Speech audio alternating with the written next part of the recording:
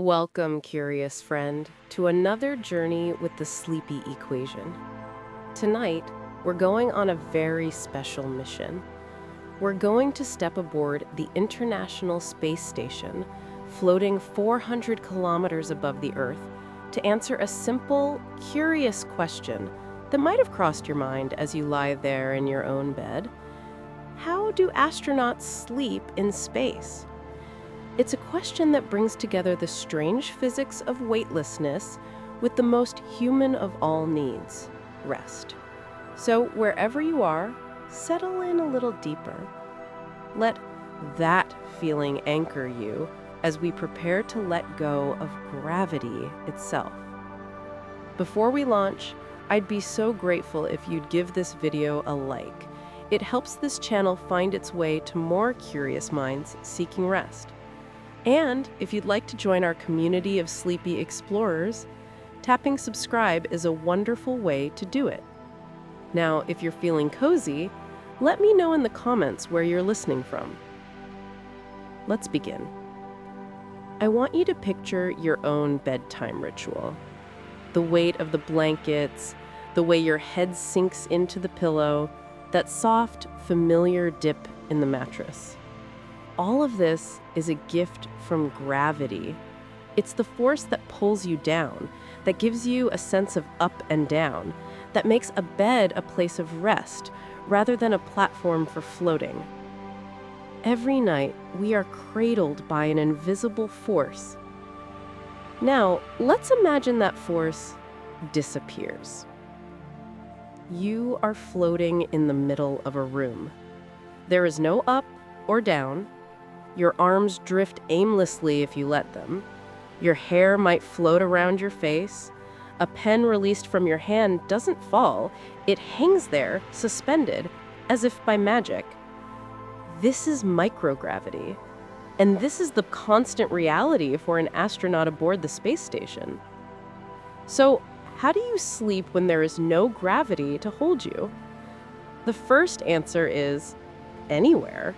In theory, an astronaut could simply float in the middle of a module, arms outstretched, and drift off to sleep. It sounds like a childhood dream, doesn't it? A perpetual state of floating. But the human body, accustomed to a lifetime of gravity, finds this more disorienting than dreamy. Without pressure on your back, without the familiar feeling of being held, sleep can be elusive. It's like trying to nap while gently falling forever. To solve this, the space station provides bedrooms, but they are unlike any bedroom on Earth. They are small, private cabins, just big enough for one person, and inside there is no bed. Instead, there is a sleeping bag, a very special sleeping bag attached firmly to the wall. But here is our first gentle scientific revelation. In space, the wall can be the floor, and the floor can be the ceiling. It's all a matter of perspective. So, astronauts don't necessarily sleep lying down. They sleep oriented in whatever direction their cabin is designed for, and they quickly learn to think of that surface as down. Their sleeping bag is fastened to this surface, and they climb inside. There is no need for a pillow, not in the way we use one. On Earth, a pillow supports the neck and head against gravity's pull. In microgravity, your head and neck float freely, aligned with your spine. A pillow would just be a soft object bumping against your head. Some astronauts use a thin pillow, not for support, but simply for the familiar, comforting feeling of having their head on something. It's a tiny piece of Earth, a memory of gravity, to soothe the mind to sleep. As you lie in your own bed, feel the weight of your body. Notice the slight pressure on your heels, your shoulders, the back of your head. For an astronaut zipped into their sleeping bag, that feeling is gone. Instead, there is a gentle, constant pressure from the straps of the bag itself, hugging them lightly, providing a substitute for the missing embrace of gravity. It's a cocoon, a safe harbor in the infinite, directionless sea of space. But the body faces other challenges in this new environment. Without gravity pulling fluids down into the legs, bodily fluids tend to shift toward the upper body and head. Astronauts often wake up with puffy faces and congested sinuses, a condition they jokingly call bird legs and pumpkin head. Imagine trying to sleep with a constant, slight feeling of a head cold and a stuffy nose. It's another small hurdle that their bodies must gradually adapt to. But they do adapt. The human body is remarkably plastic, capable of adjusting to the most alien of environments. And the human mind is even more so, finding ways to create normalcy, to build a routine, even in the most extraordinary circumstances. So, as you feel the solidity of your own bed, imagine for a moment what it might be like to have that solidity vanish, replaced by a gentle, constant hug from a sleeping bag. It's a different kind of comfort, a weightless lullaby. And as we drift further into this thought, we can start to explore the other, more subtle challenges of sleeping in orbit, the endless, silent sunrise that happens not once, but 16 times a day, and how astronauts learn to find darkness in a world of perpetual light. So, we find ourselves floating in the quiet cocoon of a sleep station, gently held by straps instead of gravity. But for an astronaut trying to sleep, the absence of weight is only the first challenge. An even greater one arrives with clockwork precision every 45 minutes. It is the challenge of light itself. Here on Earth, our bodies are tuned to a magnificent, reliable rhythm, the 24-hour cycle of light and dark. The rising sun, with its blue-tinged light, signals our body to suppress melatonin, the hormone of sleep, and to produce cortisol, the hormone of wakefulness. As the sun sets, bathing the world in warm orange hues, the process reverses. Melatonin rises, our core body temperature drops slightly, and a gentle drowsiness descends. This is our circadian rhythm, an internal drumbeat synchronized to the spin of our planet. It is the reason we feel alert in the morning and sleepy at night, even if we can't see the sun. Now, let's return to the International Space Station. It hurtles around the Earth at an astonishing speed, completing an entire orbit every 90 minutes. This means that every 45 minutes, the station flies from brilliant, full sunlight into the deep, profound shadow of night. In a single 24-hour period, an astronaut experiences 16 sunrises and 16 sunsets. Imagine trying to sleep through that. Just as your body begins to settle, a blinding flash of sunlight erupts through the window. 90 minutes of darkness is not nearly long enough for the body to fully engage its sleep systems. The constant rapid-fire switching between day and night is, for the human circadian system, deeply confusing. It's like someone flicking the lights on and off in your bedroom all night long. Without a clear, consistent signal from the environment, the body's internal clock can easily drift, leading to poor sleep, fatigue, and a feeling of perpetual jet lag. So, how do you create night in a place that has none? The answer lies in discipline, routine, and technology. The first and most important tool is the schedule. Mission Control operates on coordinated universal time, specifically Greenwich Mean Time. This provides a fixed artificial 24-hour cycle for the astronauts to anchor their lives to. Waking, working, eating, exercising, and sleeping all happen according to the clock, not the sun. This rigid structure is a lifeline, a substitute for the lost rhythm of Earth. The second tool is their sleeping cabin itself. While not perfectly light-proof, it offers a significant degree of darkness. Astronauts will close the door, shutting out the sight of the dizzying parade of sunrises. But light is persistent, especially the intense, unfiltered light of the sun in space. So they often use the most simple, human of solutions, a sleep mask.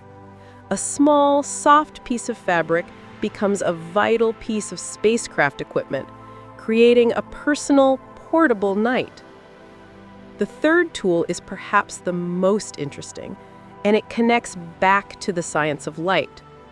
The space station's lighting system is being updated with new LED lights that can change their color temperature.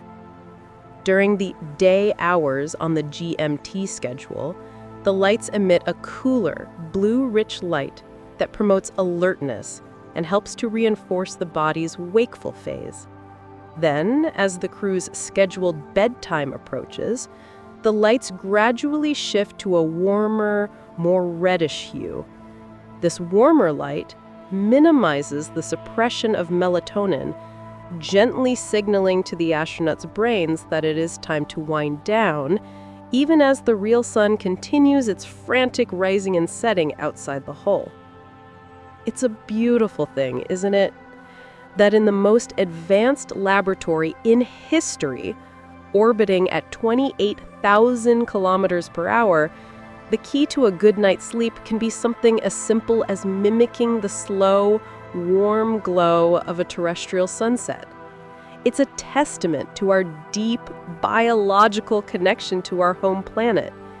We may be able to leave its gravity, but we carry its rhythms in our very cells.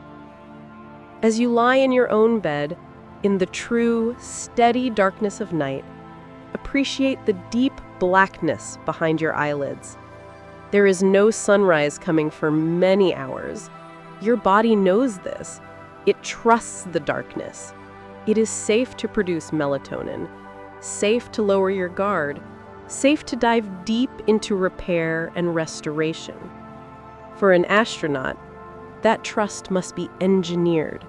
The night must be built moment by moment with schedules and masks and artificially warm light.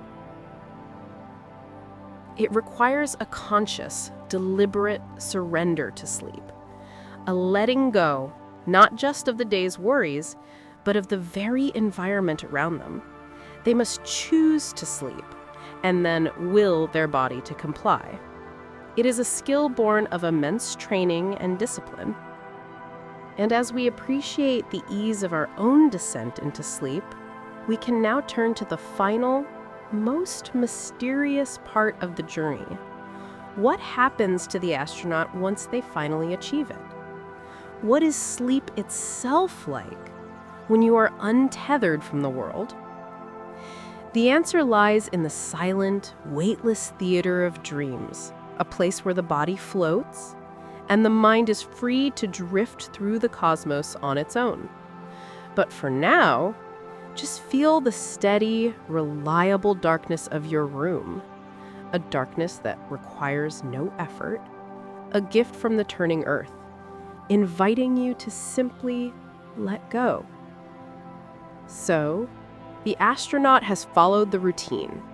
They floated into their cabin, zipped themselves into their sleeping bag, and pulled down their sleep mask, creating a personal island of darkness amidst the silent, sun-drenched river of orbit. The warm, reddish glow of the cabin lights has faded. The constant, low hum of the station's life support systems becomes the new background silence. They have consciously, deliberately chosen to surrender to sleep. But what happens next? What is the very experience of sleep like when the body is free from the pull of gravity? Here on Earth, sleep has a architecture, a structure. We cycle through stages from light sleep to the deep, restorative waves of slow wave sleep, and then into the vibrant, mysterious theater of rapid eye movement, or REM sleep, where most of our dreaming occurs. Throughout this cycle, our body is anchored. In deep sleep, we are still. In REM sleep, however, the brain does something remarkable. It paralyzes the body. It sends a signal that temporarily disconnects the major voluntary muscles, preventing us from physically acting out our dreams. It's a safety mechanism, so you don't actually try to run from that dream monster. But in microgravity, this paralysis, known as atonia, meets a new condition. The body is already floating. There is no pressure from a mattress to define stillness. Some astronauts report that the experience of sleep itself is profoundly deep and restful once they achieve it. The body, free from the constant subtle effort of resisting gravity, the pressure on joints, the pull on muscles, can achieve a state of relaxation that is almost impossible on Earth. It is a true, total weightlessness, a physical letting go that mirrors the mental one. However, this lack of gravitational reference can also lead to strange sensory experiences. Without the familiar up and down, the dreaming mind can incorporate the feeling of floating directly into the narrative of dreams. Astronauts have reported dreams of flying, not as a superpower, but as a simple, natural state of being. Others have described a unique sensation, the feeling of being in a certain orientation within their sleep station, only to awaken and find they have drifted and rotated a full 180 degrees, their feet now where their head was when they fell asleep. The body, unmoored, gently reorients itself in the night, a slow, silent pirouette guided by unseen currents of air. This touches on a fascinating scientific question. How does the vestibular system, the fluid-filled canals in our inner ear that tell us which way is up, adapt to sleep in space? On Earth, even when we're lying down, the fluid in these canals settles, giving the brain a clear signal about our orientation. In microgravity, the fluid is also weightless. It floats within the canals, providing conflicting or confusing signals. This can contribute to space adaptation syndrome, a form of motion sickness, in the first few days. But even during sleep, this lack of a clear vertical reference might influence the qualitative feel of dreams, making them more fluid, more unanchored. Then there are the dreams themselves. Many astronauts speak of dreaming about Earth, but not in a nostalgic way. They dream about the sensations of Earth, the weight of a tool in their hand, the resistance of water while swimming, the feeling of wind on their face. It's as if the brain, deprived of these gravitational inputs during the day, seeks to recalibrate by generating them at night. The mind becomes a simulator, running programs of a world with weight and resistance, a world it evolved to inhabit. The architecture of the sleep cycle, however, appears to remain largely intact. The brain still cycles through its stages, seeking the crucial restoration of deep sleep and the cognitive maintenance of REM sleep. But the environment is not entirely passive. A sudden loud noise can be more startling in space. The bang of a micrometeoroid striking the hull, the sharp firing of a station thruster for a reboost maneuver. There is no muffling in the way sound travels through the station's metal structure. These events can jar an astronaut from the deepest of sleeps, a reminder of the fragile, high-tech vessel they call home. Yet, despite these oddities, sleep comes.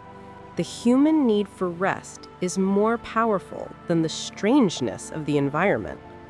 The brain, that magnificent organ, eventually learns to filter out the 45-minute sunrise, to ignore the faint sensation of drifting, to accept the gentle hug of the sleeping bag as a sufficient substitute for a mattress. It finds its rhythm, not in the sun, but in the steady pulse of the schedule, in the familiar routine of mealtime and exercise, and the final quiet words with a crewmate before retreating to their private cabin. As you lie perfectly still in your bed, feel the absolute certainty of your position. You will not drift, you will not rotate. The down you feel is constant and unwavering. This stability is a gift that allows your brain to fully let go, to dive deep into the restorative phases of sleep without having to subconsciously track its orientation in space. Your sleep is rooted, grounded in the most literal sense. For the astronaut, sleep is an act of trust. Trust in the equipment, trust in the schedule, and trust in the body's ancient, stubborn need to restore itself, even in the most alien of environments. And as they finally drift off, their sleep is a quiet miracle of adaptation, a bridge between the boundless freedom of space and the deep biological programming of Earth. And in that floating state, they are preparing for the new day, a day that will require them to once again defy their planetary instincts, to work in a world where nothing stays put.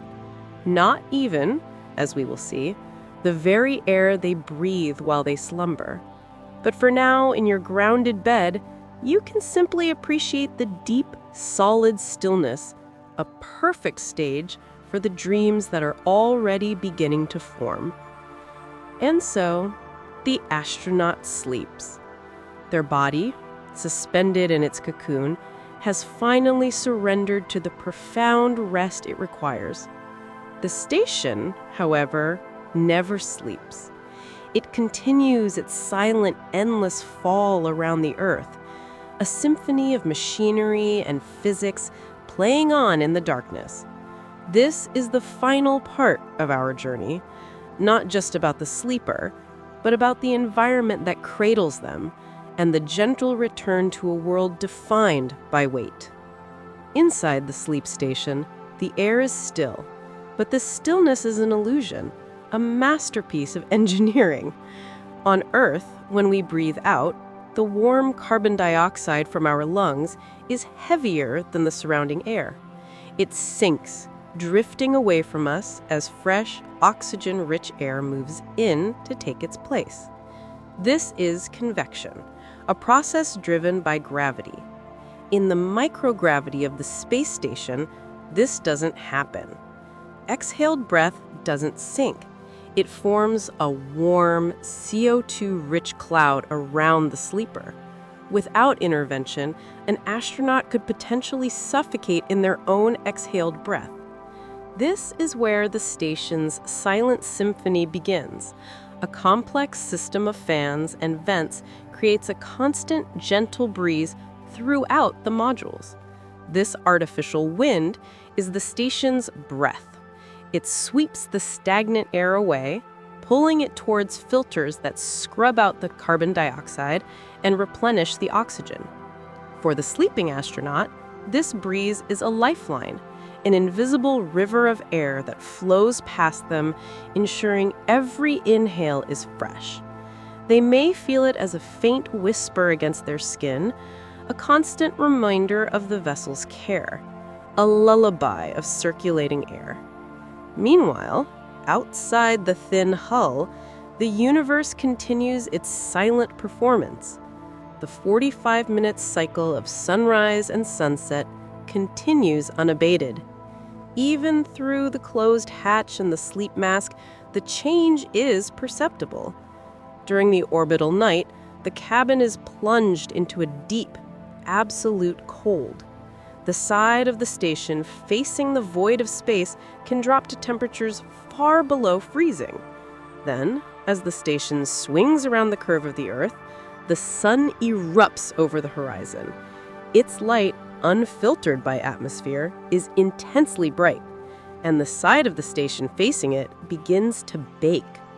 The metal of the hull expands and contracts with a gentle pinging and creaking, the sound of the station breathing with the thermal rhythm of its orbit.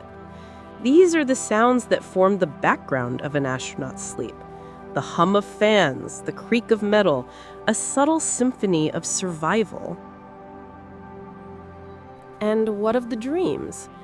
In this environment, freed from gravity's constant pressure, the mind often dreams of pressure itself. Astronauts frequently report dreams of being in vast, enclosed spaces, swimming deep underwater, exploring caves, or even being back in the womb. It's as if the brain, missing the comforting, encompassing squeeze of gravity, creates a dreamscape that provides a similar sensation.